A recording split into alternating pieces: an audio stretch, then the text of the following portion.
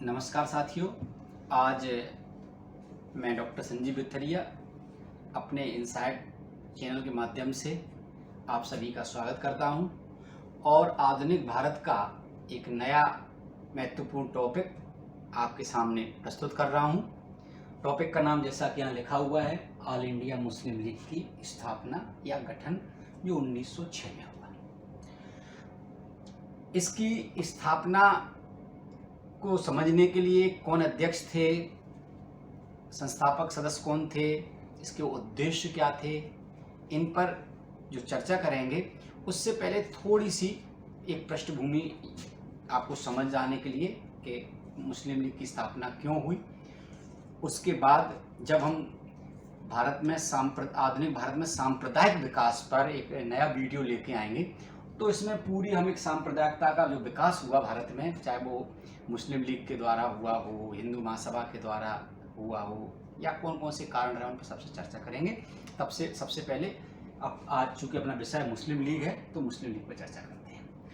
दोस्तों, जैसा कि मैंने कहा 1885 में भारतीय राष्ट्रीय कांग्रेस का गठन हो गया था, तो फिर ऐसी क्या आवश्यकता पड़ गई देश में एक नई पार्टी की। पहली बात तो यहाँ ये समझना है। दूसरी बात, हमें ये भी समझना है कि मुस्लिम लीग के माध्यम से अंग्रेजी शासन अपने कौन से हितों को साधना चाहती थी। तो बहुत सूक्ष्म और क्या कहते हैं इम्पोर्टेंट बात बताएं कि 1885 की क्रांति से पहले अंग्रेजों का मुसलमानों के प्रति दृष्टिकोण शत्रुतापूर्ण था, क्योंकि अंग्रेज ये जानते थे कि हमने सत्ता भारत में मुसलमानों से ली तो स्वाभाविक बात है वो हमारे नैसर्गिक प्राकृतिक शत्रु हैं। लेकिन जब 1857 क्रांति के बाद उनको लगा कि फिर से ऐसी कोई बड़ी क्रांति ना हो जाए, तो मुसलमानों ने को अपनी ओर करने की दृष्टि से अंग्रेजों की नीति में परिवर्तन हुआ और हिंदू बहुसंख्यक थे उनसे सतर्क रहने लगे और मुसलमानों को अपनी ओर आकर्षित करने लगे। इसमें जो बहुत बड़ा हाथ पहले सर सैयद अहमद खां के माध्यम से उन्होंने अपने हितों को साधना शुरू किया, पूरा करना शुरू किया। उसके बाद राष्ट्रवादी शक्तियां भारत में क्या कहते हैं बहुत ज़्यादा सक्सेस होने लगी, क्रांतिकारी भी आंदोलन भारत में होने लगे, तो और खुलकर वो अंग्रेजों के साथ आए और उन्होंने, जिसमें लॉर्ड कर्जन ने बंगाल विभाजन के समय सांप्रदायिकता के बीच और अधिक बो दिए साथियों। इसी क्रम में मुसलमानों का एक वर्ग ऐसा तैयार हुआ या अंग्रेजों का परोक्ष समर्थन से तैयार हुआ, जिन्होंने ये धारणा फैलानी शुरू कर दी या धारणा बना ली कि भारतीय राष्ट्रीय कांग्रेस तो केवल हिंदुओं की पार्टी है। अगर मुसलमानों के हमें हित साधने हैं तो भारत में हमें एक नई पार्टी का गठन करना होगा और इसके लिए लॉर्ड मिंटो से एक प्रतिनिधि मंडल सर एच आगा खां के नेतृत्व में 1 अक्टूबर 1906 को शिमला में मिला, जहां पर वो छुट्टियां बिता रहे थे। शिमला में जो प्रतिनिधि मंडल मिला उसने अपनी कुछ मांगें लॉर्ड मिंटो के सामने रखी, जिसमें उन्होंने मिंटो के सामने जो मांगे रखी, उस प्रतिनिधिमंडल की जो मांगे थी दोस्तों, उसमें सबसे पहले जिला बोर्ड, नगर पालिका,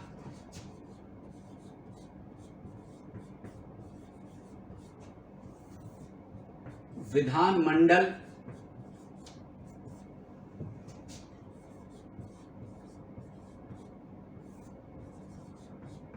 आदि में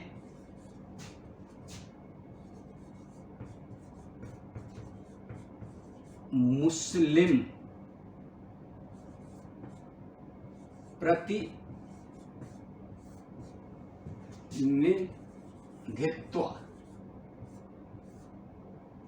महत्व के आधार पर बढ़ाया जाए।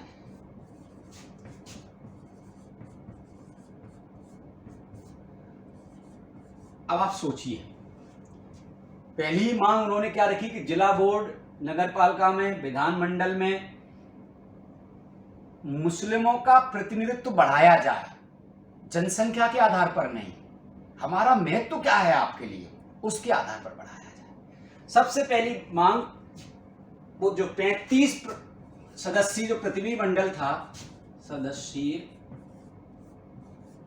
प्रतिनिधिमंडल, उसने लॉर्ड मिंटो से बात कही कि सबसे पहले हमारा ये हमको मिलना चाहिए, पहली शर्त। दूसरी उसने कहा वायसराय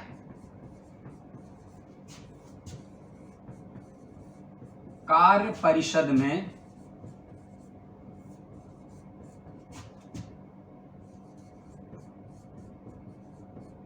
मुस्लिम सदस्य होना चाहिए। दूसरी मांग हो गई। ये मांगे, इस मांग के अतिरिक्त तीसरी मांग पृथक निर्वाचन की। मुसलमानों के लिए पृथक निर्वाचन भी होना चाहिए। इस आधार पर ये जो प्रतिनिधिमंडल मिला, उस प्रतिनिधिमंडल ने इन सारी जब बातों को रखा तो लॉर्ड मिंटो ने इन सारी बातों पर विचार करने का और मानने का की सहमति दी। और उसके बाद दोस्तों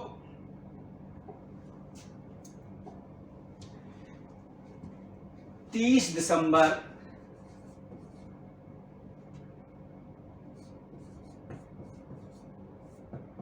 1906 को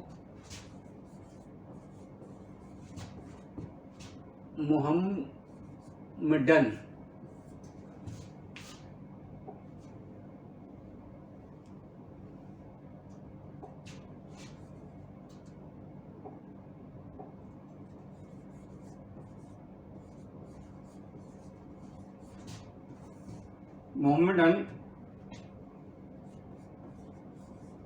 एजुकेशनल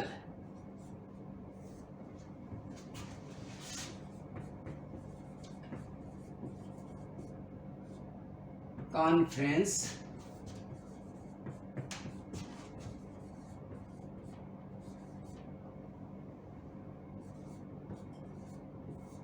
का सम्मेलन कहां पर हुआ? ढाका में हुआ। मोहम्मडन एजुकेशनल सम्मेलन ढाका में हुआ दोस्तों, जो कि हर वर्ष होता था और इसकी स्थापना 1886 में सर सैयद अहमद खान द्वारा की गई थी।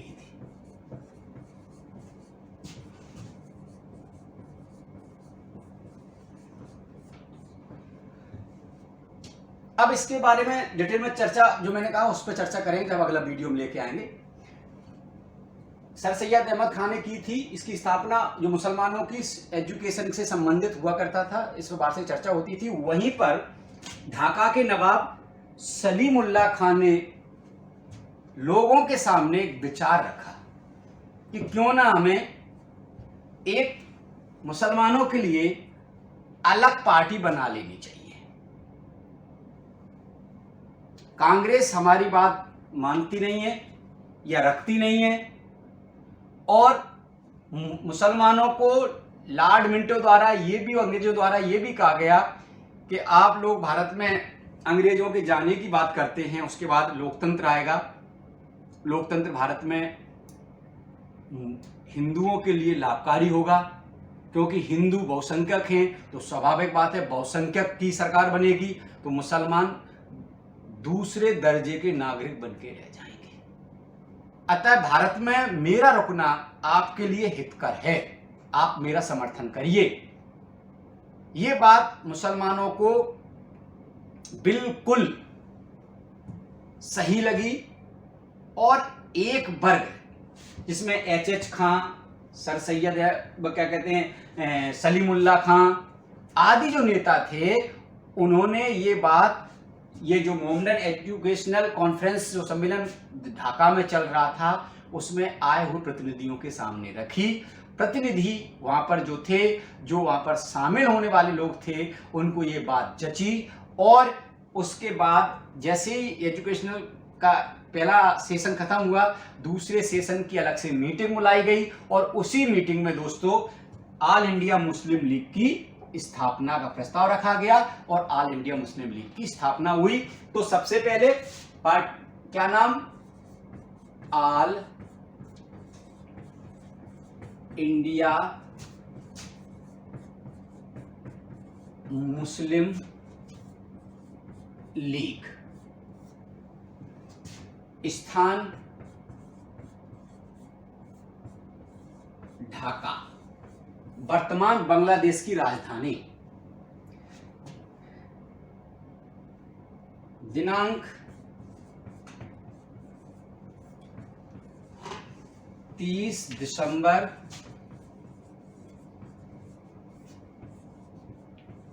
1906,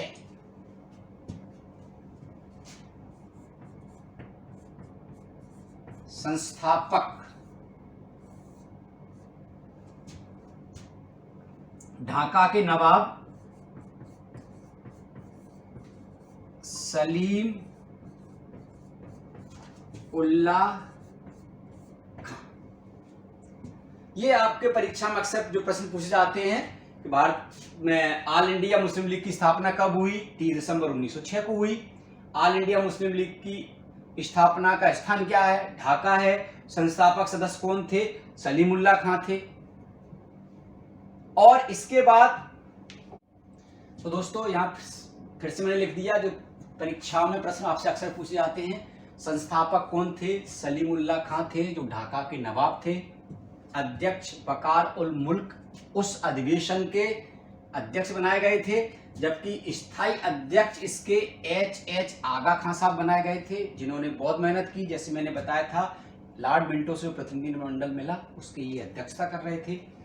पार्टी का एक संविधान भी होगा, उस संविधान बनाने का जिम्मा जो दिया गया वकार उल मुल्क को दिया गया और मोहसिन उल मुल्क के बारे में आपको यहाँ और बताता चलूं कि सर सैयद अहमद खान ने जिस क्या कहते हैं संस्था की स्थापना की थी, चाहे वो अलीगढ़ कॉलेज हो, बाद में जो विश्वविद्यालय बना, मोहम्मदन एजुकेशनल कॉन्फ्रेंस हो, उसके ये सचिव थे। और आगा खां के बाद सबसे ज़्यादा जो प्रयास किया वो इन्होंने किया, क्योंकि इन्होंने ही अपने प्रिंसिपल जो अलीगढ़ मुस्लिम कॉलेज के जो प्रिंसिपल थे उनसे कहकर लॉर्ड मिंटो से प्रतिनिधिमंडल की वार्ता कराई थी।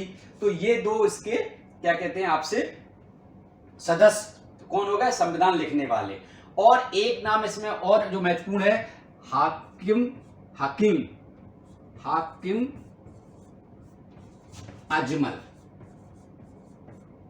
अजमल खां। अब दूसरा प्रश्न कभी ये पूछ लिया जाए कि संस्थापक सदस्य कौन थे, तो आप वकार उल मुल्क लिख सकते हैं, मोहसिन उल मुल्क लिख सकते हैं, हाकिम अजमल खां लिख सकते हैं, ज्यादा तो याद करना नहीं है, ये इसके संस्थापक सदस्य हो जाएंगे। अब प्रश्न ये है कि अब इसके उद्देश्य क्या थे।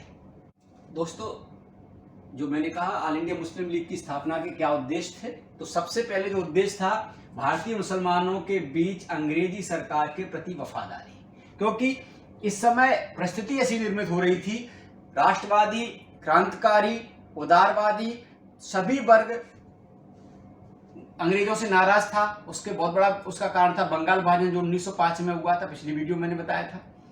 उसके अलावा अंग्रेजों को इस समय जो सबसे ज्यादा जरूरत थी वो ऐसे एक वर्ग की जरूरत थी जो अंग्रेजों की ढाल बनकर खड़ा रहे।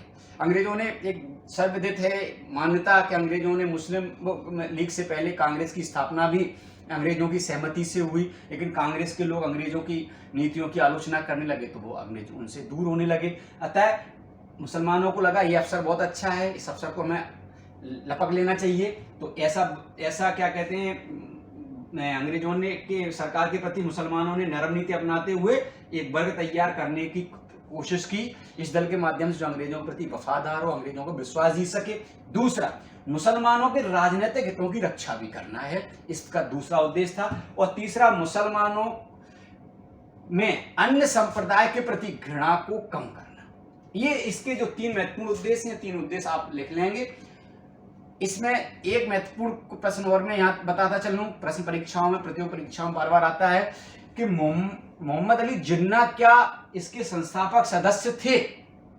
तो दोस्तों मोहम्मद अली जिन्ना मुस्लिम लीग के जो प्रमुख नेता बनकर उभरे, बाद में मुस्लिम लीग जो भारतीय विभाजन का एक मुख्य केंद्र रहा, भूमिका निभाई, वो मोहम्मद अली जिन्ना इस समय मुस्लिम लीग के सदस्य नहीं थे, न संस्थापक सदस्य थे और ना ही वो मुस्लिम लीग जैसी किसी पार्टी का गठन करने का समर्थन कर रहे थे। दोस्तों, इसी समय कलकत्ता में 1906 में कांग्रेस का अधिवेशन हो रहा था। मोहम्मद अली जिन्ना उस सम्मेलन में शामिल हुए कांग्रेस के, वो मुस्लिम लीग के सम्मेलन में शामिल नहीं हुए, क्योंकि वो कहते थे जब एक कांग्रेस पार्टी है तो हमें नई पार्टी के देश में कोई आवश्यकता नहीं है, और इसीलिए वो संस्थापक सदस्य नहीं थे। इसके बाद 1913 में, आप लिख लो भले, 1913 में मोहम्मद अली जिन्ना ने मुस्लिम लीग की सदस्यता ली, मुस्लिम लीग में शामिल हुए। उसका एक बहुत बड़ा कारण ये था कि 1911 में बंगाल विभाजन को रद्द करना। तो दोस्तों, ये मुस्लिम लीग की स्थापना के विषय में आज हमने पढ़ा।